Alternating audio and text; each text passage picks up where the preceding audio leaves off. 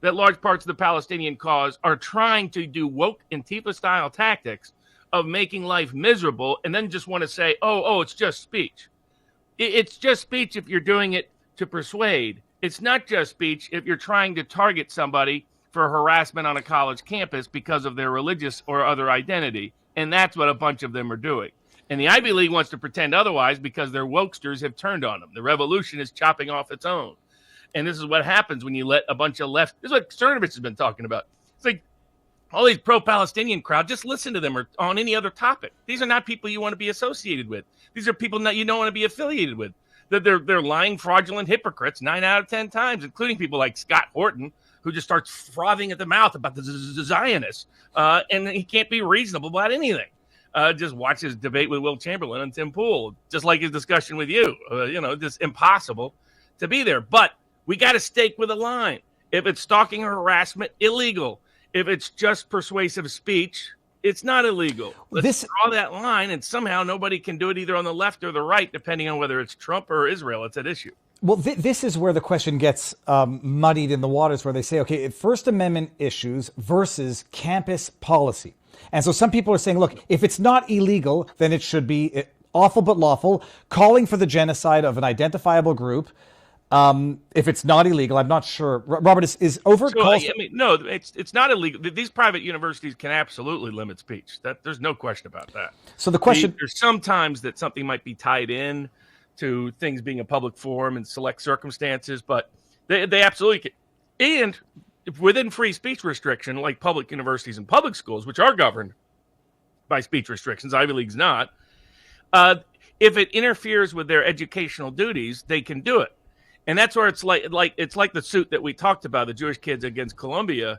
There was places where they were clearly on the right side, where they had been, where this was stalking behavior, harassing behavior. We're going to go to a Jewish group and do this. And those conservatives have been the victim of this. The reason, like Greenwald and Tracy and these other people, don't understand why there hasn't been more free speech outcry against the hearings and so forth. It's because the groups they're aligned with are the groups that, under the guise of speech, stalk and harass people into making life miserable on campus, and with Antifa-type tactics. Nobody really thinks. Anybody that knows these groups knows they're not there to do this speech, right? You could go out. If you're trying to do persuasive speech, you would not chant from the river to the sea. If you wanted to be persuasive speech in America, you would not chant Intifada today, Intifada forever. These are not things you would do. And I get people pretending, oh, who knows what from river to the sea means? Who knows what it possibly means? Everybody knows what it means, especially those who are chanting it. From river to the sea is calling for the genocide of all Jews in Israel. That's what it means. You don't hear any Israelis saying that about Gaza. They're accused of doing it in Gaza, but they aren't cheering it or chanting it. I don't know. I'm sure some people... That isn't a genocidal chant. But that can be free speech on a public university campus. The limit, even on speech is not protected on a private university campus.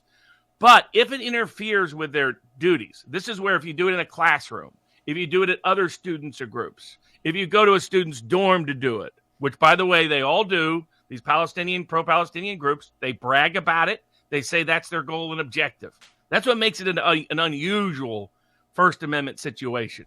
This is not just, hey, let's suppress speech because we don't like anti-Israel speech. There's some people trying to do that, trying to misuse what's happening into that. But that's not the core of the issue. The core of the issue is they target Jewish kids for harassment, stalking, and any pro-Israel, just like they've been stalking conservative kids for the last decade on these campuses, making life miserable if you hold a view they don't want you to hold. And that's very different than trying to be persuasive and going to the Yale Political Union and giving your side. That's not what they're doing 9 times out of 10. But that's also where we should all be drawing the line, whether it's private campuses or public. We should be encouraging robust debate that says you can't use this to stalk and harass. You can engage in whatever debate dialogue you want to, even horrendous and offensive dialogue and debate. And that line is being obliterated. It's being obliterated in the Trump gag order context, too. So, different groups, different incentives, different motives. But there's a legitimate concern that the speech is just a thinly disguise for harassment and stalking, which has never been legal. And calling for genocide can be legal. Going up to the group to try to induce a specific individual to feel a sense of fear because you're calling for their genocide, that's not legal. That's always been a line, and many of these pro-Palestinian groups explicitly say their goal is to go past that line. It's interesting. I would have even given a more gray zone. And I know the historical meaning to from the river to the sea when people say it. Some might say that that's still an analogy, a metaphor for genocide, for lack of a better word. But where someone was, the woman, Liz McGill, answering the question. Well, if it's followed up with action, genocide, threats of genocide, and I mean overt death to this entire group, fill in the blank. It doesn't have to be Jews. It could be blacks, gays, trans. And something tells me if it were genocide against trans, she would have had a very quick answer to that. Yeah. But when someone says, I agree with you there. Now, what she was doing, the correct First Amendment interpretation, the problem all these Ivy League people have is they don't believe in the First Amendment. Every single one of them has obliterated the First Amendment on their campus. They got into their positions by doing it. That's why they have no credibility on that. And that's why they were caught in the catch-22. They didn't want to offend their big Arab donors. They didn't want to offend their woke lefties on campus. They wanted to pretend they're free speech without admitting things that show that they don't care at all about free speech because they've been obliterating it for a decade on campus, got to their positions by doing so. The free speech position would require imminent incitement. And so merely calling for genocide, I've seen some people suggest that calling for genocide is not protected. Dershowitz has acknowledged, yes, it is. He doesn't think on private campuses, at college campuses, it should be for reasons it interferes with a whole bunch of things. That's his argument. On the First Amendment issue, not on the school policy issue. Correct. He thinks that there should be a difference between that with a private, because private university is not governed by First Amendment. And he thinks that robust debate should have certain limits on a college campus in order to make the debate actually effective. And that goes where the First Amendment cannot. What she was answering is the First Amendment does require imminent incitement. And I see people saying that calling for genocide is not First Amendment protected. Yes, it is. When is it not protected? If you're going up and trying to induce fear in someone right there or present. So I'll give it the classic example is the famous Klan case.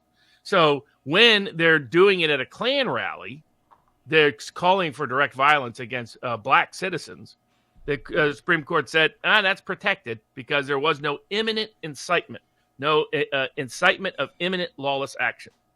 By contrast, if they were doing it in a black neighborhood, if they were doing it at a black community event, if they were doing it for the purpose of and with the likely impact of inducing fear in a person that they're about to get attacked, then it's no longer protected. It has to have that imminent risk of lawless action.